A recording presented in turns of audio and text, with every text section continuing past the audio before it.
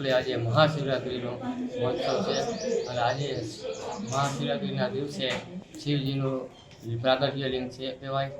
આજે શિવલિંગ પાતાળમાંથી બહાર આવે છે. શિવજી અત્યારે મહાપૂજા થાય છે. બપોરે 12 વાગ્યાની આરતીમાં બહોળી સંખ્યામાં માણસો શિવ ભક્તો આવેલા અને અત્યારે રાત્રે પણ મહાઆરતી થશે. આજે આખા દિવસમાં 4 આરતી થઈ છે અને શિવજીને બહોળી સંખ્યામાં બધા ભક્તો આવે છે, દર્શન કરે છે અને લાભ લે છે અને આજનો દિવસ બહુ ઉત્તમ દિવસ છે.